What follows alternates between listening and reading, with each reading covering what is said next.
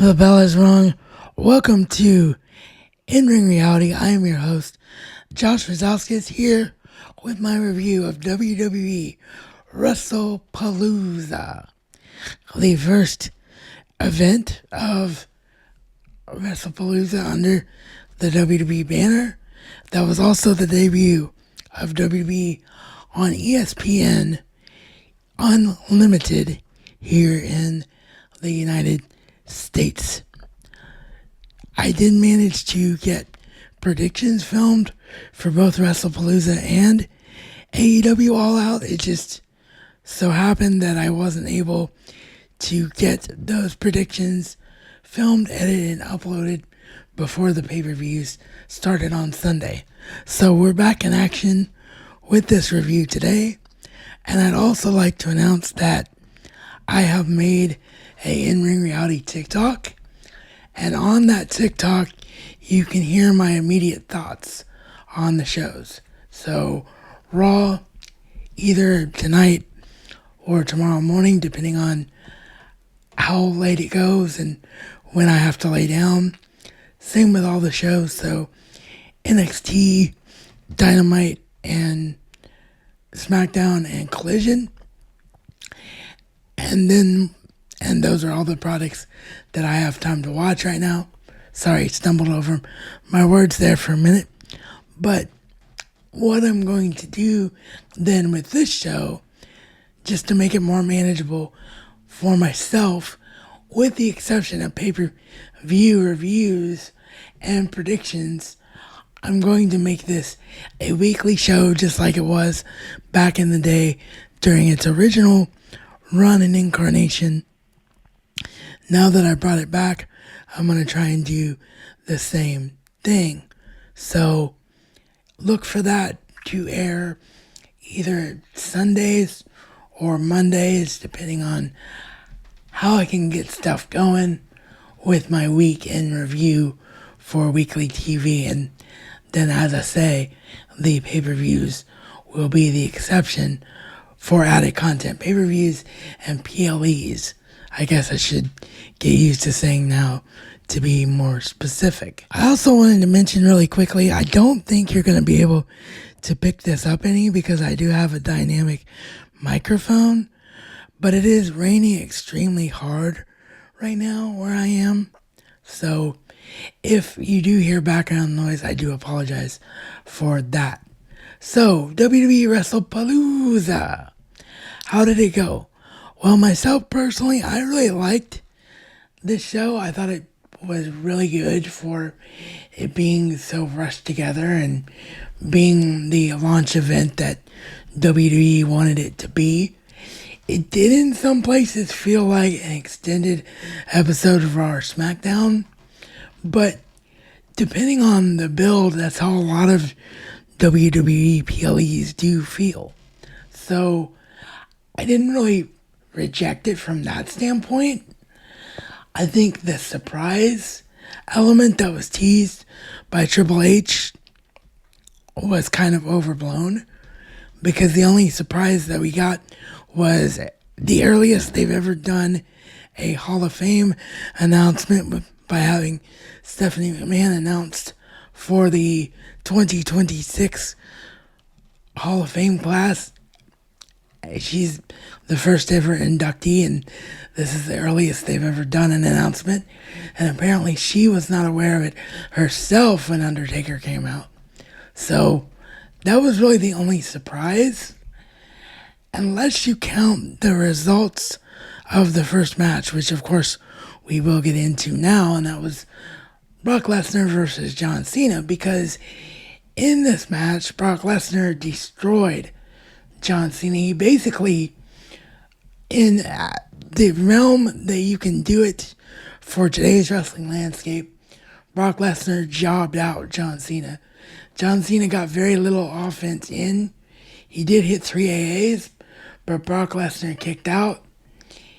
And it was all pretty much Brock Lesnar with the typical Brock Lesnar offense and several F5s to put John Cena away.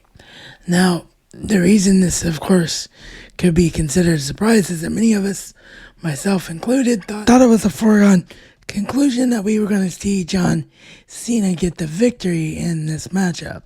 So when we didn't get that, everybody was a little bit surprised, as I feel like we should have been.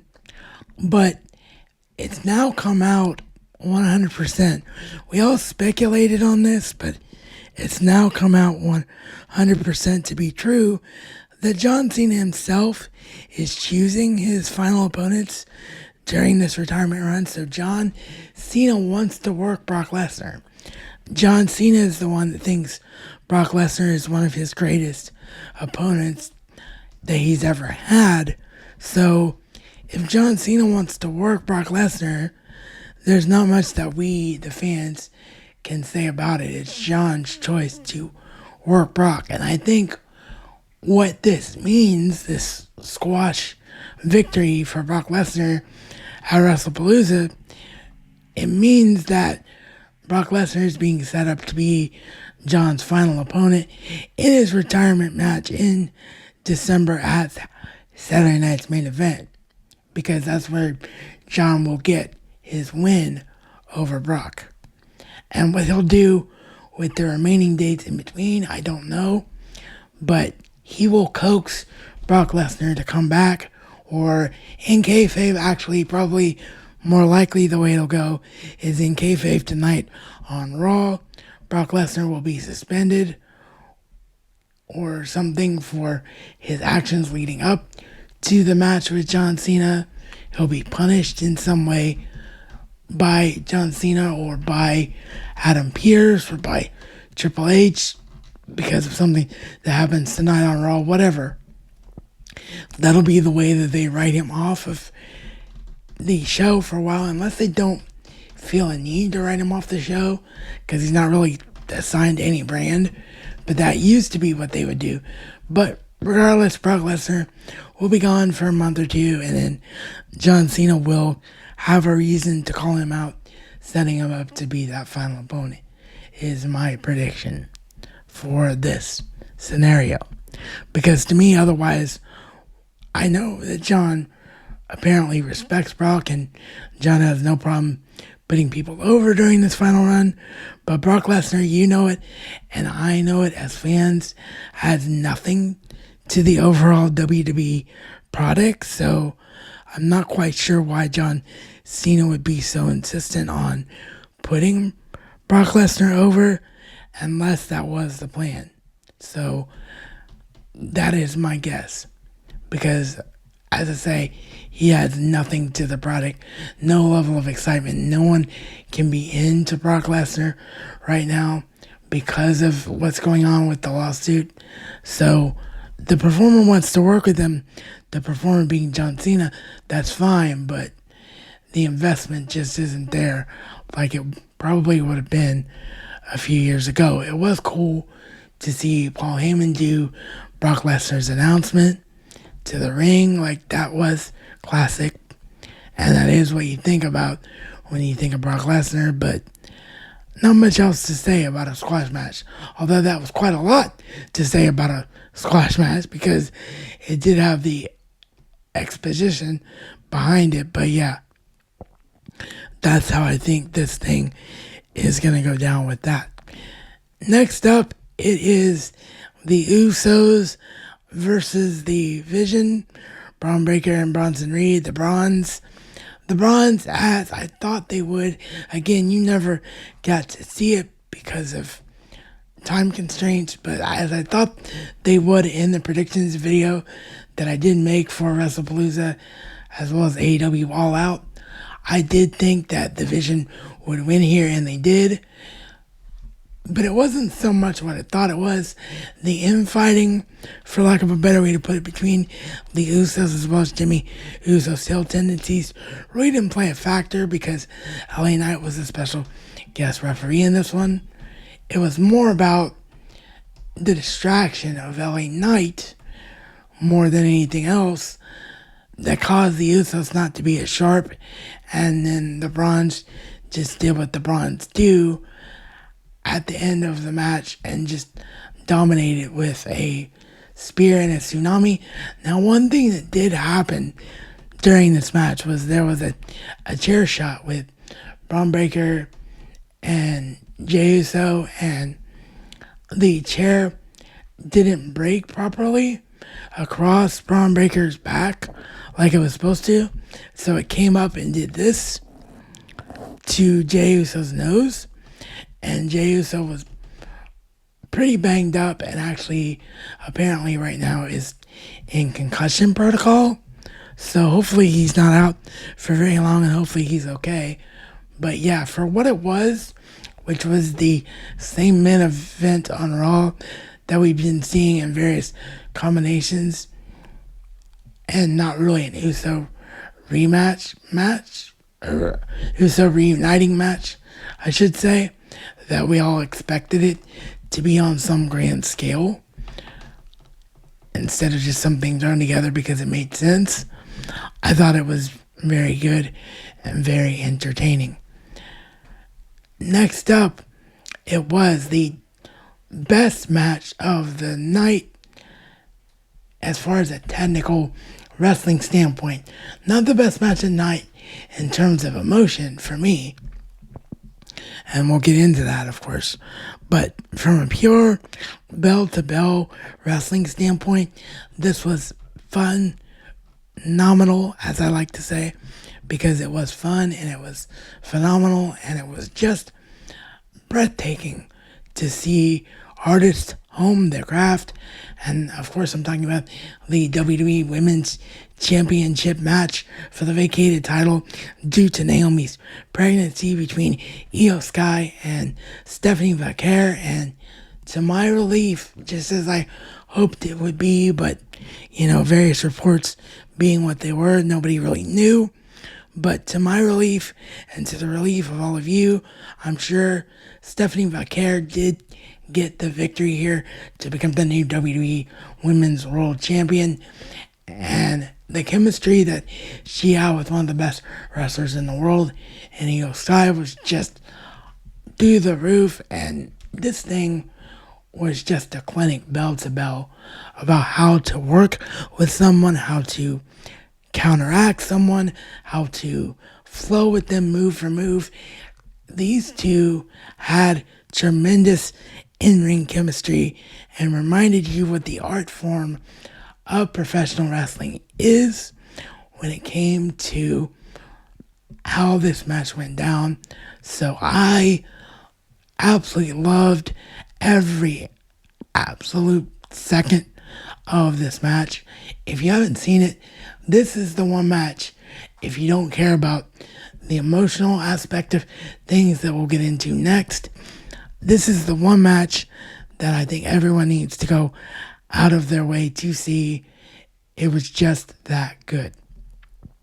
But we've been hinting at it because it was in fact a weird placement. I really, truly don't know why WWE did this in the way that they did, but we did have the tag team mixed main event that should have been actually as the fourth match on this card between CM Punk, AJ Lee, Seth Rollins, and Becky Lynch. And this match was everything you hoped it would be. They told a brilliant story of Seth and Becky being brilliant heels in this match, and they really kept CM Punk isolated from his corner, really just pummeling CM Punk, just double teaming him to no end. Every time he went to tag in AJ, something got in his way and he couldn't bring AJ Lee into the match. And then when he finally does get the hot tag after blowing a kiss to Becky Lynch, after Becky tried to stop him from making the tag by just grabbing his leg, and he finally did get AJ into the match proper. AJ was phenomenal. AJ did everything that you would expect AJ to do. She played the hits. It was great. There was a great spot where CM Punk actually gets a little bit of his own revenge on Becky by putting her in the sharpshooter, which was a lot of fun. There was an insane table spot where Becky was going for the manhandle slam, and Seth was going for the pedigree on the respective announce tables. And what ended up happening was that Becky countered AJ and pushed AJ in to CM Punk and Seth Rollins and broke that table. So that was a hell of a lot of fun. I loved every second of that spot. That was by far the most unexpected spot of the night. And then the match itself ends with what we all hoped it would and what we all probably expected it would, which is a Black Widow submission victory for AJ Lee for her team over Becky Lynch, thus hopefully setting up the Intercontinental Championship feud between her and Becky Lynch that we all want. So for what this match was, which was a entertainment style wrestling match and AJ doing just enough and not a lot for her first match in 10 years. She looked like it was booked so well that she hadn't missed a step, and I just loved every single second of this. As I mentioned, this has been a dream match of mine for over a decade, as it has been for many of you, even though Becky is my all-time favorite women's wrestler ever. AJ is my second all-time favorite women's wrestler ever.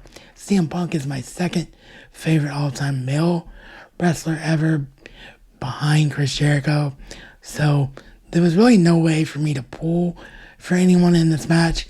This was just a rare occasion where I just got to sit back and enjoy a beautiful piece of art. And that's the same thing I'm going to do with this Intercontinental Championship feud that hopefully will come. CM Punk and Seth Rollins for the world title, though, will be put on hold, as unfortunately for some weird reason they're still doing the Crown Jewel champion thing where they battle over that ring. So that's going to happen at Crown Jewel Perth for who is the better champion bragging rights between WWE champion Cody Rhodes. So spoiler for a minute, but it had to be done just to set up what we're talking about now.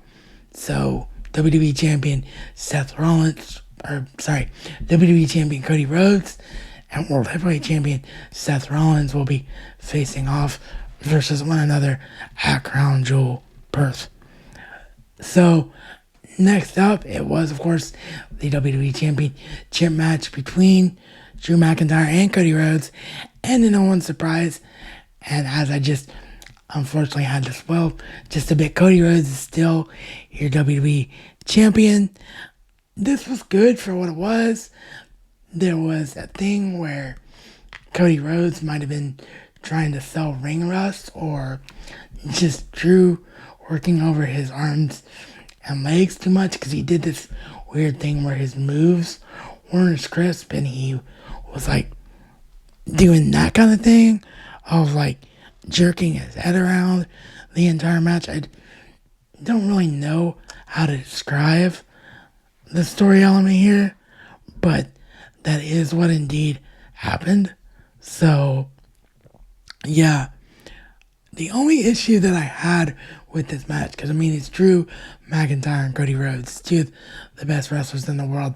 They're going to work well together, and Drew was going to lose in the way that Drew has always been losing, and the fact that he can blame it on it being other people's fault, as there was a situation where the referee almost got hit, so the referee ducks out of the ring to avoid getting pancaked in the corner.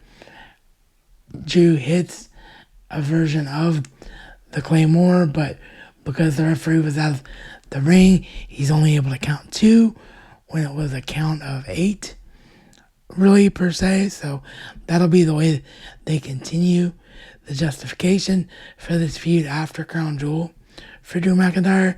And I think eventually Drew might get his moment finally in front of fans, but it may not happen until Drew McIntyre maybe wins Royal Rumble 26. So everything happened the way that I thought it would.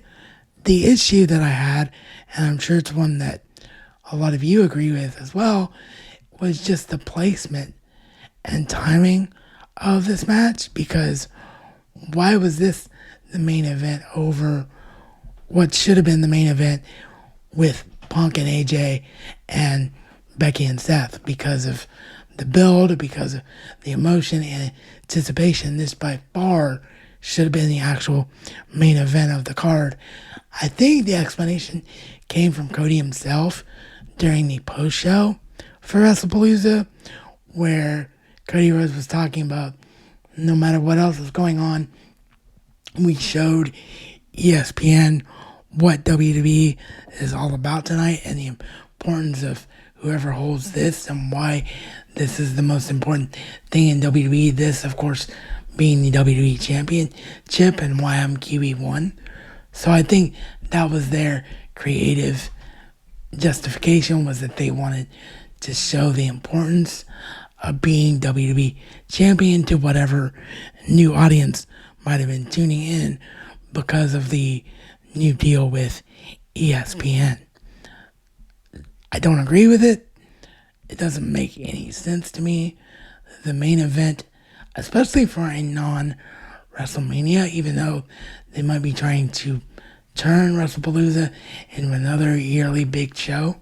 At least they made it sound that way.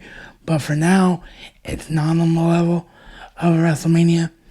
So unless we're talking about a WrestleMania or a SummerSlam or a Survivor Series or Money in the Bank, like there should not be that much emphasis put on the championship unless the championship is your number one story. And I think in those cases, for those bigger shows, it's usually that. It's usually WWE themselves who make the championship match the biggest story on that card from the way they tell it, because they know that's what they want to do. So, yeah, that was my beef, and hopefully we won't see that really continue.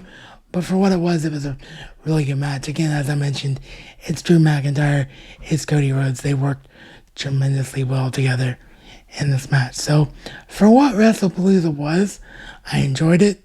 I think, as I mentioned earlier, the hype was a little bit stronger for it than what was actually delivered for it.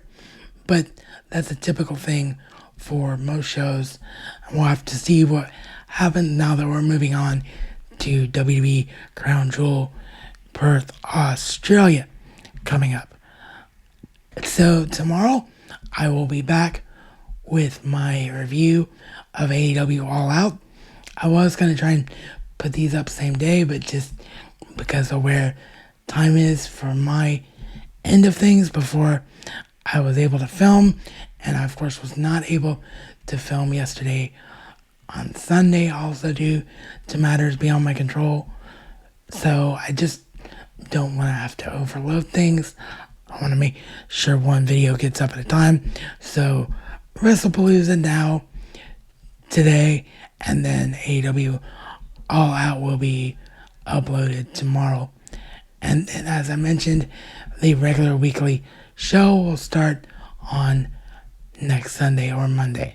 So until then, you can check out the last video that I did put up on the channel and click that subscribe button if you're new here, you enjoyed what you see. Like I said, we did launch the TikTok, working on trying to get the Twitter/X back, working on getting a Blue Sky set up, working on getting a new email because it won't let me in to the old email. So we'll have to figure out what we're going to call the new email. And I'm still trying to figure out how to get the audio feed back up and running as well. But we are back, and I'm slowly getting back in to the wrestling world with InRingReality. So thanks for tuning in. Thanks for being a part of things. And remember that I will see you all again next time inside that squared circle.